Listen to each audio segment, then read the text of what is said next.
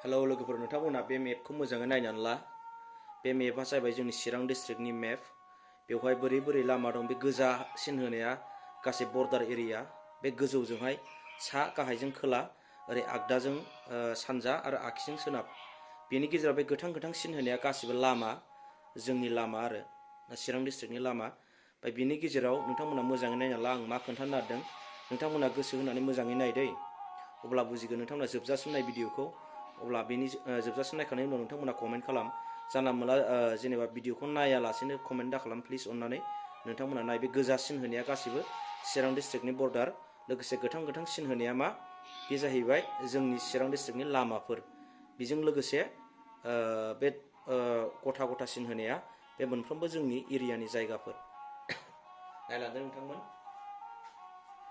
नैबे नैबे नैबे सिनानो जाहैबाय, बे गोथां सिनानो जाहैबाय, बे गोथां सिना जाहैबाय जोंनि मेन हाइवे दै, बियो मेन हाइवे। बियो बे जाहैबाय हाइवे।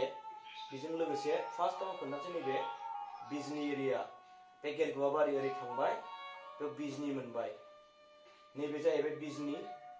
बेनि उनाव ओरै पानबारि थांबाय, नैबे लामाया ओरै ससे थांनाय लामा दं, बेनो जोबथाहैयो बे लामाया। ओरै फैबाय नैबे आमथिखा। ओमफ्राय नैबे जाहैबाय सापागुरि, नैबे जाहैबाय रौमारि। ओमफ्राय बिनि उनाव नैबे जाबाय हाग्रामा ब्रिज। ओरै रौमारिजों थांबाय, नैबे आमगुरि एसे मोनगोन, बेनिफ्राय आमथिखा मोनहैगोन।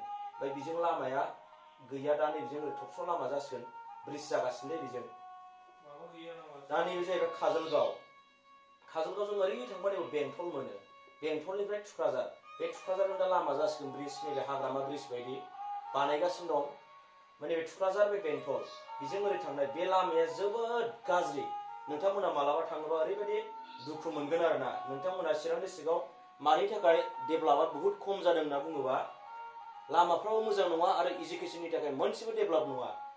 माने आसामावनो जोंनि डिस्ट्रिक्टआनो सबसे माने फरायनायाव बा इडुकेसनाव गोग्लैसोनाय, आरो बिटिएडिनि गेजेरावबो चिरां डिस्ट्रिक्टआ गोग्लैसोनाय। बे काजलगाव, बे हाइवे लामा, बे हाइवे लामानिफ्राय काजलगावजों ओरै थांनाय लामाया नैबे जाहैबाय सान्तिपुर। बे ओरै थांनाय लामाया ओरै दागगारिसिम ओरैबायदि अयथासार, माने फुख्रिफोर बायदि आरो लामाया। आरो नैबे जाहैबाय सापागुरि। सापागुरिजों आमथिखा थांनाय लामायाबो ओरैबायदि गाज्रि आरोना।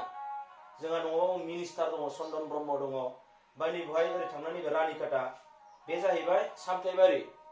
सामथाइबारिजों ओरै थाङोबा नैबे रुनिकाटा मोनहैगोन।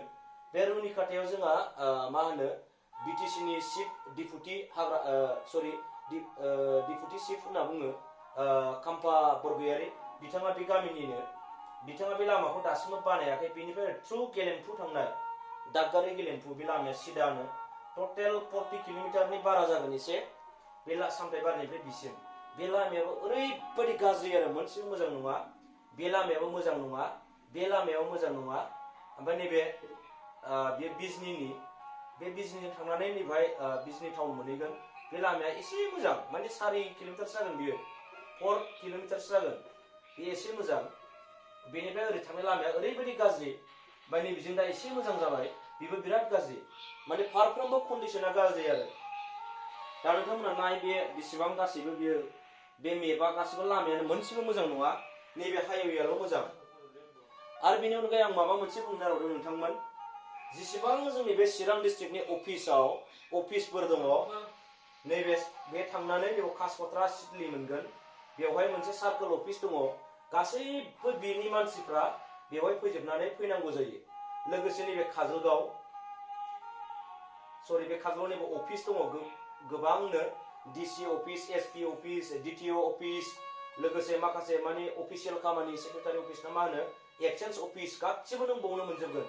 गासैबो बे एरियानि मानसिफ्रा बेवहाय फैनांगौ जायो। गोबां दुखु खस्थ' लामा गाज्रिनि गेजेरजों बाव फैनांगौ जायो।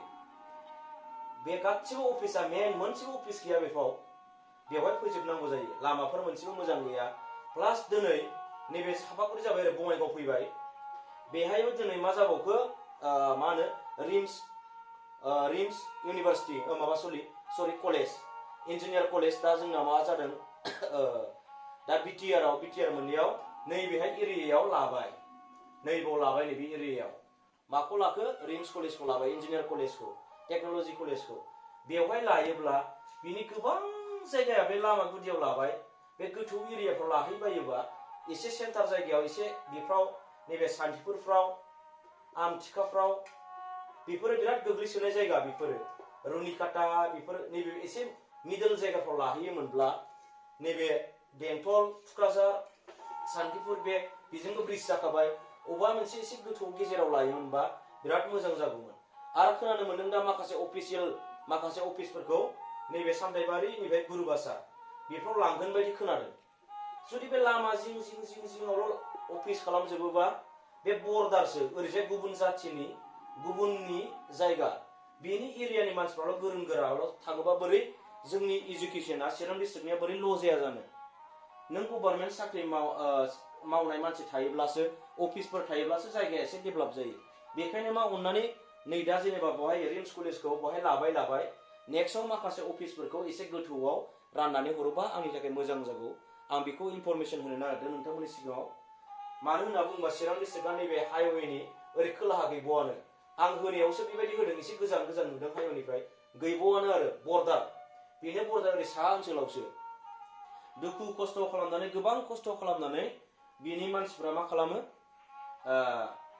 जेनेबा बड'लेण्ड दाबियानो होन मा होन बुहुत खस्थ' खालामो, खालामनानैबो जुदि गावनि एरियायाव मोनाबा बिसिनिफ्राय फैनानै बेसेबां गोजान जायो। हायोब्ला माने एसे गोथौआव खालाम आरो, जेरै मुसलपुर बाक्सा बायदियाव मालाय गावनि जायगा गेजेराव बानायदों, उदालगुरियाव गेजेर जायगायाव बानायगोन, दस्रा जायगायाव खालामो। ओमफ्राय जोंनि चिरां डिस्ट्रिक्टआ नैबे लामाखौ नायनानै जोंनि मानसिफ्रा मा गासिबो बे एरियायाव खालामजोबो आरो ओरै गोथौआव हरनो बायो। मानो हरनो बायो आं बुजिया आरो, माने हरोब्लासो मोजां जायो, डेभेलप जायो। आरो लामाफ्रा दासिमबो मोनसेबो मोजां नङा, बेफोरनि थाखाय जोंनि इडुकेसना गोग्लैसोनाय आरो। माब्रै होनना बुङोबा बेफोर जायगायाव मानि थाखाय इडुकेसना खम जादों, माब्रै जेनेबा ल' जादों, बेखौ माब्रै बोखांनो, बिनिसो मोनसे आइडिया खालामनांगौ आरो सरकारा।